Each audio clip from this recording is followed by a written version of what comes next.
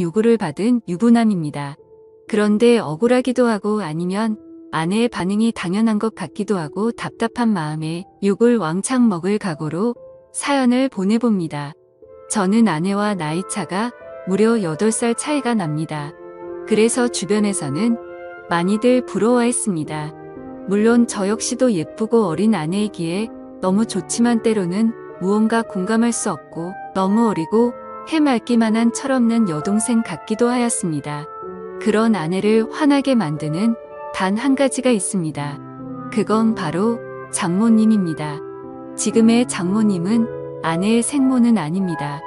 장인어른께서 아내의 생모이자 첫 번째 부인과는 사별을 하셨었고 그 후로 아내와 처남을 홀로 키우셨습니다.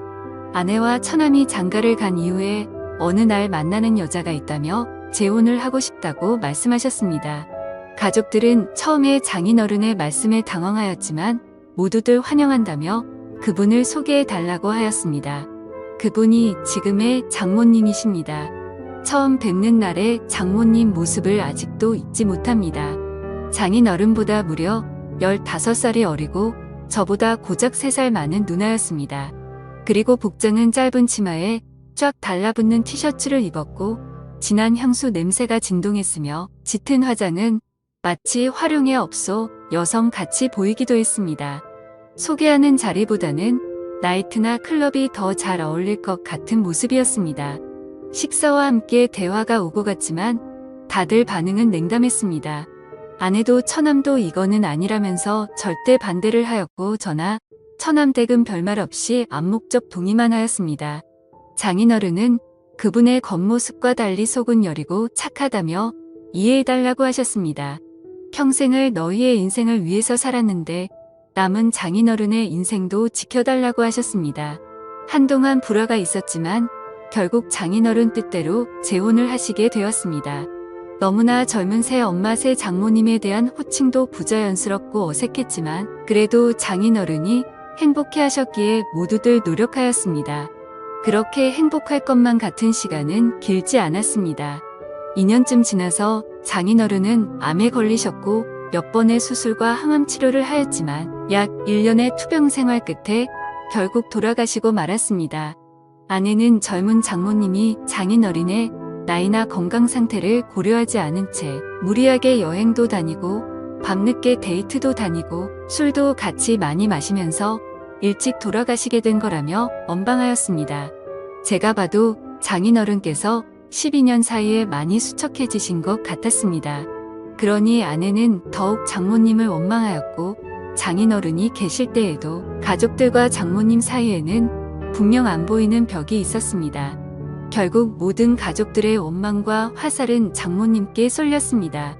장인어른은 이렇게 될 것을 미리 예상하셨던 것 같습니다.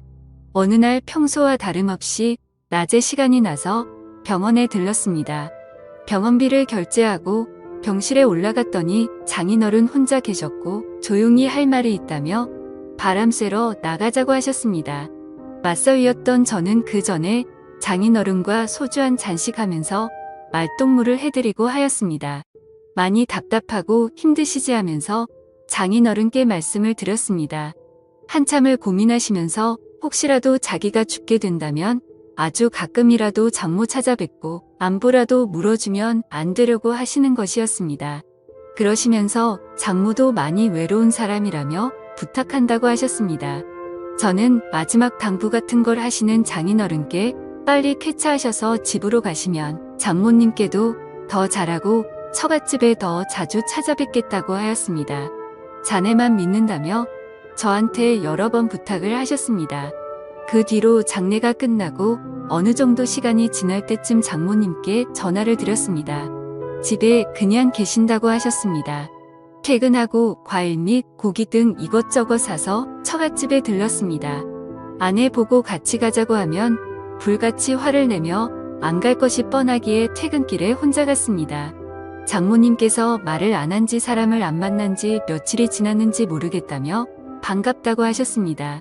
장모님도 많이 수척해지시고 예전과 달리 얼굴에 그늘이 가득했습니다. 장모님의 이런저런 넋두리와 저녁 식사를 마치고 다음에 또 오겠다고 인사를 드린 후 나왔습니다. 배우자 중 누가 먼저 돌아가시면 3년은 많이 힘들단 얘기를 들은 적이 있습니다. 그래서인지 더 고맙다고 자주 놀러오라고 하시는 모습에 마음이 아팠습니다. 그날 이후 3일에 한 번씩은 꼬박꼬박 전화를 드려서 집에만 계시지 말고 친구도 만나시고 나들이도 다니시라고 말씀드렸습니다. 살 곳도 만날 사람도 없다며 그냥 집이 좋다고 하셨습니다. 그래서 정말 외출하고 싶으신데 가실 곳이 없으시면 점심때 회사 근처로 오셔서 전화 달라고 하였습니다. 언제든지 나가서 맛있는 점심 사드리겠다고 하였죠. 그 후로 가끔 오셔서 점심도 같이 먹고 카페도 가서 대화를 하였습니다. 어느 날 아내가 이런 사실을 알게 되었고 저한테 불같이 화를 내었습니다. 그래서 장인어른 부탁부터 있었던 사실을 전부 이야기해 주었습니다. 아내는 장인어른의 부탁을 무시하지 않고 들어준 것은 고맙지만 앞으로 장모님과 개인적인 연락은 하지 않았으면 좋겠다고 하였습니다. 그리고서는 장모님께 전화해서 더 이상 자기의 새엄마도 저의 장모도 아니니 연락하지 말라고 하였습니다. 이 사실은 처남에게도 알렸습니다. 처남도 아내에게 그 정도까지는 할 필요 있냐며 심한 거 아니냐고 하였지만 아내는 확고했습니다. 그렇게 한두 달 지났을 때 장모님께 연락이 왔습니다. 그래도 가끔은 제가 연락을 줄 거라고 생각했는데 한 번도 안 와서 서운했다며 시간 될 때 처갓집에 놀러 오라는 것이었습니다. 집에 이것저것 고장나고 교체해야 될 것은 많은데 할 줄도 모른다며 도와달라는 것이었습니다. 그래서 이번 주말에 한번 찾아뵙겠다고 말씀을 드리고 아내에게는 주말에 회사 상사분들이랑 골프 약속이 있다고 거짓말을 하고 처갓집으로 갔습니다. 장모님께서 반갑게 맞이해 주시더군요. 저는 가자마자 수도, 전구, 벽지, 보수, 문고리 등 수리 및 교체를 시작했습니다. 딴 건 몰라도 제가 뭐 고치는 손재주는 좀 있는 편이었거든요. 그 집도 아내가 어릴 때부터 살던 집이다 보니 이래저래 오래돼서 고장난 것들이 많았습니다. 점심때가 훌쩍 지나서야 모든 것이 끝났고 늦은 점심을 먹게 되었습니다. 장모님께서는 고생 많았다며 맛있는 음식과 막걸리를 주셨습니다. 한 잔, 두 잔 주시는 대로 마시다 보니 조금 취하게 되었고 소파에 쉬다가 잠이 들었습니다. 한참을 자다가 깨어보니 시간은 이미 많이 늦었고 아내에게 술자리가 길어져서 상사분들과 다 같이 2차로 가게 되었다며 내일 들어갈 것 같다고 문자를 남겼습니다. 그러고는 다시 거실 소파에서 잠을 잤습니다. 잠을 자고 있는데 무언가 소리가 들렸고 장모님 혼자서 술을 드시고 계셨습니다. 저도 옆에 앉아서 한두 잔 거들면서 장모님 말씀을 들어드리다 결국 만취하게 되었었죠. 저도 지금 생각하면 참 후회되지만 그날 술에 취해서였던 건지 실수를 저지르고 말았습니다. 그 사건 이후 장모님은 기탈 없이 그냥 즐기면 되는 거라고 하시면서 더 노골적으로 만남을 요구하셨습니다. 계속 거절을 하였지만 회사까지 찾아오셨습니다. 몇 번이고 다음에 찾아뵙겠다며 택시를 태워서 보내드렸지만 또 오셨습니다.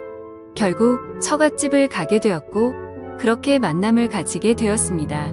그런데 꼬리가 길면 잡히던데 행동이 수상해서 핸드폰을 뒤져보고 안 것인지 아내가 어떻게 안 것인지 모든 사실을 다 알게 되었습니다. 아내는 제가 처갓집에 있을 때 쳐들어왔고 장모와 머리채를 잡고 싸웠습니다. 제가 힘겹게 그 둘을 떼어놓고 아내를 차에 태워서 저희 집으로 왔습니다.